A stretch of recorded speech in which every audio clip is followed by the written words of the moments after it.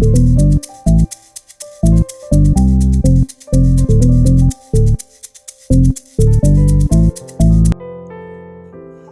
உறவுகளுக்கு என் இனிய வணக்கம்.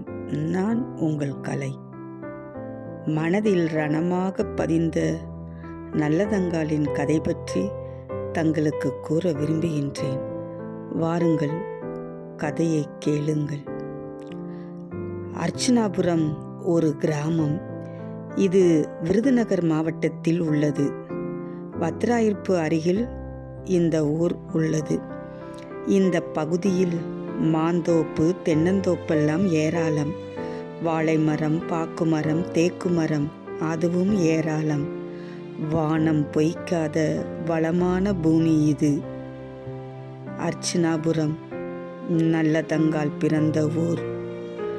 நல்லதங்காளின் தந்தை ராமலிங்க ராஜா, தாயார் இந்திராணி, அண்ணன் நல்லதம்பி.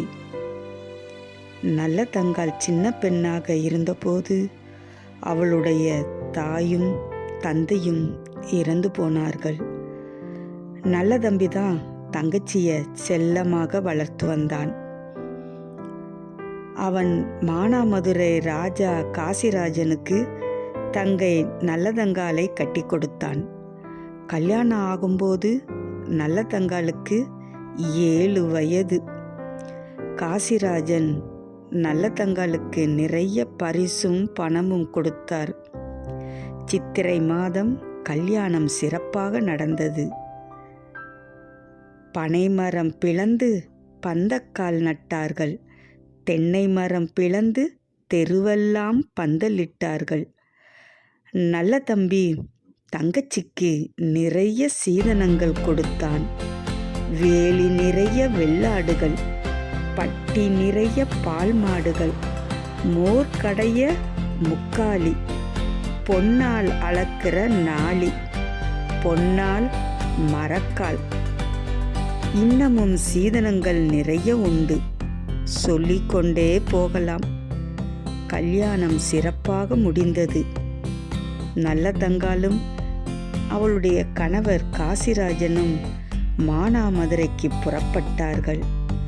நல்லதங்காளுக்கு அண்ணனை பிரிய மனமே இல்லை. அழுது புரண்டு அழுதாள். ஆபரணம் அற்று விழ முட்டி அழுதாள். முத்துமணி அற்று விழ முக்கி முக்கி அழுதாள். நல்லதம்பி தங்கச்சிக்கு ஆறுதல் சொன்னான். ஒரு வழியாக நல்லதங்காள் மானாமதுரைக்கு கணவருடன் புறப்பட்டு போனாள். நல்லதம்பிக்கு ஒரு மனைவி உண்டு. அவள் பெயரோ மூலி அலங்காரி. அவள் மிகவும் கொடுமைக்காரி. நல்லதங்காள் போன பிறகு நல்லதங்காளை பார்க்க அண்ணன் நல்லதம்பி ஒரு தடவை கூட மானாமதுரைக்கு போகவில்லையாம். அதற்கு அவளுடைய மனைவி மூலி அலங்காரிதான் காரணமாம். நல்லதங்காளுக்கு 7 குழந்தைகள் பிறந்தன. பிள்ளை குட்டிகளுடன் அவள் மகிழ்ச்சியாக வாழ்ந்தாள். இதெல்லாம் எவ்வளவு காலம் நினைக்கிறீங்க? கொஞ்ச காலம்தான். மானாமதுரையில் மழை இல்லை. 12 ஆண்டுகளாக மழையே இல்லை. வயல்களில் விளைச்சல் இல்லை. மக்கள் பசியால் வாடினார்கள், பட்டினியால் தவித்தார்கள். பஞ்சமோ பஞ்சம், மரக்கால் உருண்ட பஞ்சம், மன்னவரை தோற்ற பஞ்சம், நாயகரை தோற்ற பஞ்சம், தாலி பறிகொடுத்து கணவரை பறிகொடுத்து கை குழந்தையை விற்ற பஞ்சம். இப்படி மக்கள் பஞ்சத்தில் செத்தார்கள். நல்லதங்காள் வீட்டையும் பஞ்சம் விடவில்லை. தாலி தவிர மற்றது எல்லாவற்றையும் நல்லதங்காள் விற்றுவிட்டாள். குத்தும் உலக்கை, கூடை, முறம் கூட விற்றுவிட்டாள். எல்லாவற்றையும் விற்றும் பஞ்சம் தீரவில்லை. குழந்தைகள் பசியால் துடித்தன. நல்லதங்காள் யோசித்து யோசித்து பார்த்தாள். இன்னும் கொஞ்ச நாள் நீடித்தால் பிள்ளைகள் பசியால் செத்து போகும் என்று பயந்தாள். முடிவெடுத்தாள். அண்ணன் வீட்டுக்கு பிள்ளைகளுடன் கொஞ்ச நாள் போய் இருக்கலாம் என்று முடிவெடுத்து சென்றாள். காசிராஜனிடம் தன் முடிவை சொன்னாள். காசிராஜன் நல்ல தங்கால் சொன்ன முடிவை ஏற்றுக்கொள்ளவில்லை. அடி பெண்ணே, வாழ்ந்து கெட்டுப்போனால் நம்மை ஒரு வகையிலும் சேர்க்க மாட்டார்கள். கெட்டு நொந்து போனால் கிளையிலும் சேர்க்க மாட்டார்கள். கைகொட்டி சிரிப்பார்கள். நீ போக வேண்டாம். கஷ்டம் வருவது சகஜம். நாம் பிடித்து நிற்க வேண்டும். சாணி எடுத்தாவது தப்பி பிழைப்போமடி. வேலி விறகொடித்து விற்று பிழைப்போமடி என்று காசிராஜன் தன் மனைவி நல்லதங்காளிடம் பலவாறு சொன்னான். காசிராஜன் சொன்னதை நல்லதங்காள் கேட்கவில்லை. இனியும் தாக்கு பிடிக்க முடியாது என்று நினைத்தாள். இதற்கு மேல் நல்லதங்காளை சமாதானப்படுத்த முடியாது என்று கணவன் காசிராஜன் தெரிந்து கொண்டான். சரி, போய் வா, பிள்ளைகளை பத்திரமாக பார்த்துக்கொள் என்று சொல்லி வழி அனுப்பி வைத்தான். நல்லதங்காளோ பிள்ளைகளை பாசத்தோடு அழைத்தாள். வாருங்கள், உங்கள் மாமன் வீட்டுக்கு போவோம். அங்கே தின்பதற்கு தேங்காய் கிடைக்கும், மாங்காய் கிடைக்கும், ஓடி விளையாட மானும் கிடைக்கும் என்று சொல்லி பிள்ளைகளை அழைத்தாள். குழந்தைகளும் ஆசை ஆசையாக புறப்பட்டனர். நல்லதங்காலும் பிள்ளைகளும் மானாமதுரையில் இருந்த அர்ச்சனாபுரத்துக்கு புறப்பட்டு வந்தார்கள். காடு மலையெல்லாம் தாண்டி வந்தார்கள். வனாந்திரங்களை கடந்து வந்தார்கள். அர்ச்சனாபுரம் பக்கம் வந்துவிட்டார்கள். பிள்ளைகளால் நடக்க முடியவில்லை. பசி பசி என்று கத்தினார்கள், அழுதார்கள். அந்த நேரம் பார்த்து நல்ல தம்பி அந்த பக்கம் வந்தான். படை பரிவாரங்களோடு வந்தான். வேட்டையாட வந்த இடத்தில் நல்லதங்காளையும் பிள்ளைகளையும் பார்த்தான். அந்த வறுமை கோலத்தில் தங்கையை பார்த்ததும் அவனுக்கு கண்ணீர் முட்டிக்கொண்டு வந்தது. அவன் புலம்பி அழுதான். நல்லதங்காள் தன் வீட்டு நிலைமைகளை சொன்னாள்.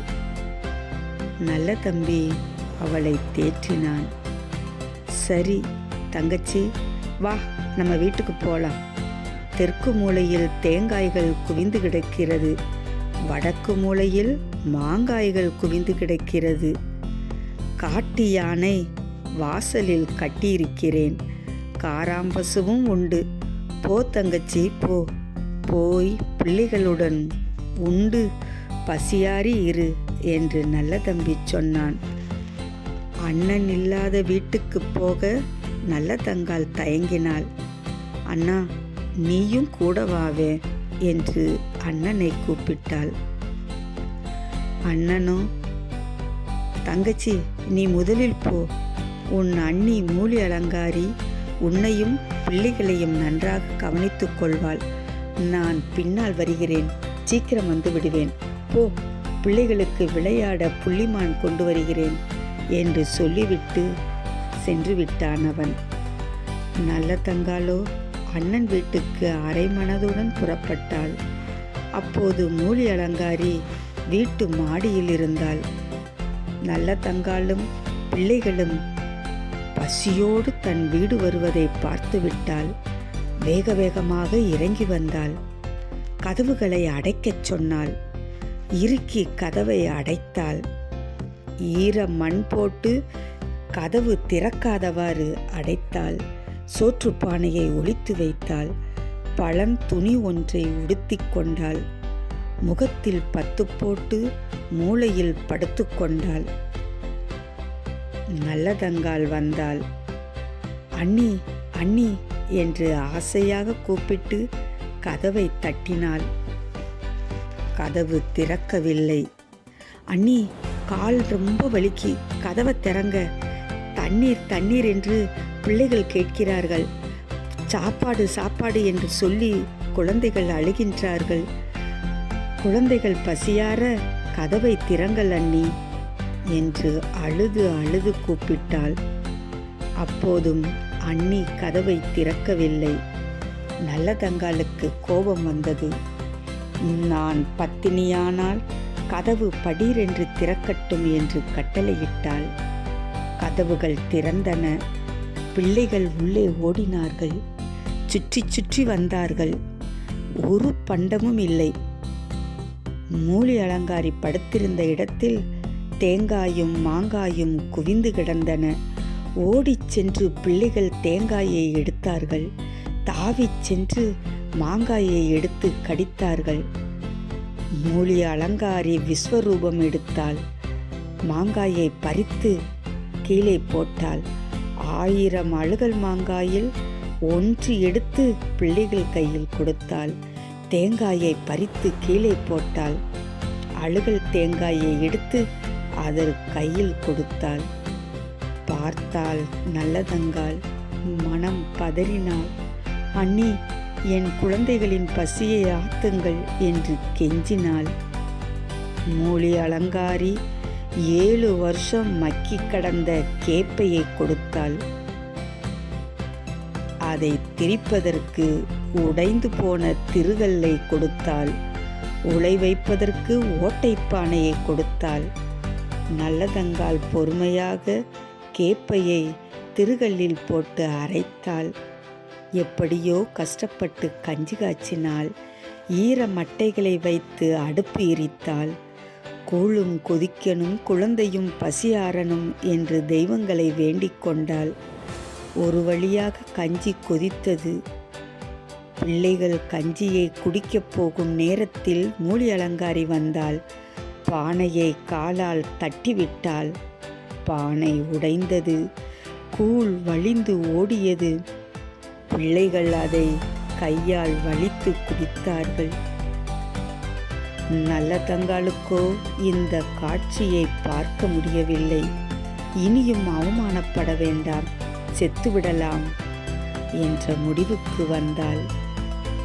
பிள்ளைகளை கூப்பிட்டு தெருவில் இறங்கி நடக்க ஆரம்பித்தாள்.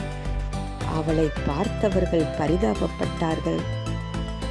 சாப்பிடுவதற்கு தங்கள் வீட்டுக்கு அழைத்தார்கள். நல்லதங்காள் மறுத்துவிட்டாள். காட்டு வழியே பிள்ளைகளை கூட்டிப் போனாள். பாலும் கிணற்றை தேடிப் போனாள். அண்ணன் வந்தால் அடையாளம் தெரியட்டும் என்று ஆவாரம் செடிகளை ஒடித்து போட்டுக்கொண்டே போனாள். நல்லதங்காளும் பிள்ளைகளும் நெடுந்தூரம் வந்துவிட்டார்கள். ஒரு கிணற்றையும் காணோம். அப்போது அங்கே சிறுவர்கள் ஆடு மேய்த்து கொண்டிருந்தார்கள். அவர்களை பார்த்து நல்லதங்காள் கேட்டாள், தண்ணீர் தாகமாயிருக்கிறது, தண்ணீர் கொடுக்க வேண்டும். பாலும் கிணறு இங்கு எங்கேயாவது இருந்தால் பார்த்து சொல்லுங்கள் அப்பா என்று கேட்டாள். சிறுவன் ஒருவன் ஓடிச் சென்று ஆழமான பாலும் கிணற்றை காட்டினான். நல்லதங்காள் பிள்ளைகளோடு அங்கு போனாள். கணவன் கண்ணில் படுமாறு தாலியை கழற்றி கிணற்றுப்படியில் வைத்துவிட்டாள். அண்ணன் கண்ணில் படுமாறு பாலூட்டும் சங்கை கிணற்று மேட்டில் வைத்தாள். அண்ணி கொடுத்த அழுகல் தேங்காயை ஒரு ஓரத்தில் வைத்தாள். ஒவ்வொரு பிள்ளையாக கிணற்றில் தூக்கி போட்டாள். ஒவ்வொரு பிள்ளையும் பயந்து பயந்து அம்மாவின் காலை கட்டிக்கொண்டு அழுதன. காலை கட்டிய பிள்ளையை பிடித்து இழுத்து கிணற்றில் தள்ளினாள். இப்படி 6 பிள்ளைகளை போட்டுவிட்டாள். மூத்த பிள்ளையோ நல்லதங்காளுக்கு பிடிபடாமல் ஓடினான். என்னை பெற்ற மாதாவே, என்னை மட்டும் கொன்றுவிடாதே என்று கெஞ்சி அழுதான். ஓடிய பிள்ளையை நல்லதங்காள் ஆட்டு இடையர்களை வைத்து பிடிக்கச் சொன்னாள். இடையர்களுக்கு விஷயம் தெரியாது. தாய்க்கு அடங்காத தருதலை பிள்ளை என்று நினைத்து அவனை பிடித்து கொண்டு வந்து நல்லதங்காளிடம் விட்டுவிட்டு போய்விட்டார்கள். நல்லதங்காள் கதறி அழுத மூத்த மகனையும் பிடித்து கிணற்றுக்குள் போட்டாள். பிறகு தானும் குதித்தாள். நல்லதங்காளும் 7 பிள்ளைகளும் இறந்து மிதந்தார்கள். நல்லதங்காளுக்கு 16 அடி கூந்தல். அவளுடைய கூந்தல் கிணறு பூராவும் பிரிந்து பறந்து கிடந்தது. பிள்ளைகளும் தெரியவில்லை, கிணற்று தண்ணீரும் தெரியவில்லை. நல்லதங்காளின் கூந்தல் மட்டுமே கிணறு பூராவும் தெரிந்தது. நல்லதங்காளின் குடும்பம் இப்படி பட்டினியால் செத்து முடிந்தது. நல்லதங்காள் புறப்பட்டு வந்த சில நாட்களிலே மானாமதுரையில் நல்ல மழை பெய்தது. பயிர்கள் விளைந்தன. நாடு செழிப்படைந்தது. காசிராஜன் தன் மனைவியை நல்லதங்காளையும் தன் பிள்ளைகளையும் அழைப்பதற்கு புறப்பட்டு வந்தான். அண்ணன் நல்லதம்பி வேட்டை முடிந்து வீட்டுக்கு வந்தான். தங்கையை காணவில்லை. தங்கை பிள்ளைகளையும் காணவில்லை. பதறி அழுதான். மனைவி மூலி அலங்காரியை பார்த்து, என் தங்கச்சியையும் தங்கச்சி பிள்ளைகளையும் எங்கே என்று கேட்டான். அவள் கூசாமல் பொய் சொன்னாள். சீரக சம்பா சோறு ஆக்கி போட்டேன், 10 வகை காய்கறி வைத்து தந்து சாப்பிட்டு போனாங்க, எங்கே போனார்கள் என்று தெரியவில்லை என்று பொய் சொன்னாள். நல்லதம்பி இதை நம்பவில்லை. பக்கத்து வீடுகளில் போய் கேட்டான். அவர்கள் நடந்தபடி சொன்னார்கள். பிள்ளைகளை பட்டினி போட்டதை சொன்னார்கள். அவ்வளவுதான். நல்லதம்பிக்கு மீசை துடித்தது, கண் சிவந்தது, சதையெல்லாம் பம்பரம் போல் ஆடியது. தங்கையை தேடி காட்டு வழியே போனான். பதறி பதறி அழுது சென்றான். நல்லதங்காள் ஒடித்து போட்ட ஆவாரஞ்செடிகள் வழிகாட்டின அவனுக்கு. பாழும் கிணற்றின் பக்கம் வந்தான் அவன். உள்ளே எட்டி பார்த்தான். ஐயோ, தங்கையும் பிள்ளைகளும் செத்து மிதக்கின்றார்கள். நல்லதம்பி ஓங்காரமிட்டு அழுதான். தங்கச்சி தங்கச்சி என்று தரையில் புரண்டு அழுதான். அம்மா அம்மா என்று அடித்து புரண்டு அழுதான். இப்படி அவன் அழுது புரண்டு கொண்டு இருந்தபோது நல்லதங்காள் கணவன் காசிராஜனும் அங்கே வந்துவிட்டான். பிள்ளைகளையும் மனைவியையும் பிணமாக பார்த்தான். மனைவியை கட்டிக்கொண்டு கதறி அழுதான். நல்லதங்காளையும் பிள்ளைகளையும் வெளியே எடுத்து தகனம் செய்தார்கள். நல்லதம்பி தன் மனைவி மூலி அலங்காரியை பழிவாங்க நினைத்தான். அவளை மட்டுமல்ல, அவள் குலத்தையே பழிவாங்க ஏற்பாடு செய்தான். தன் மகனுக்கு உடனடியாக திருமணம் ஏற்பாடும் செய்தான். மூலி அலங்காரியின் உறவினர்கள் உட்காரும் இடத்தில் இடிபந்தல் போட்டான். இடிபந்தலை தட்டிவிட்டு அனைவரையும் கொன்றான். மூலி அலங்காரியையும் அரிவாளால் வெட்டி கொன்றுவிட்டான். இத்துடன் கதை முடியவில்லை. நல்லதம்பி ஈட்டியில் பாய்ந்து தன்னுடைய உயிரை விட்டுவிட்டான். அதேபோல் கணவர் காசிராஜனும் ஈட்டியில் பாய்ந்து தன் உயிரை விட்டான். இவ்வாறு 2 குடும்பங்களும் கூண்டோடு அழிந்தன. இதற்கு அடிப்படை காரணம் என்ன? வறுமை ஒரு பக்கம், மூலி அலங்காரியின் கொடுமை மறுபக்கம். வறுமை கொடியது, பசி அதைவிட கொடியது, பட்டினி கொடியது, அதைவிட கொடியது மனித தன்மையற்ற செயல். நல்லதங்காள் பட்ட துன்பத்தை இந்த நாடு மறக்காது, நாமும் மறக்க மாட்டோம்.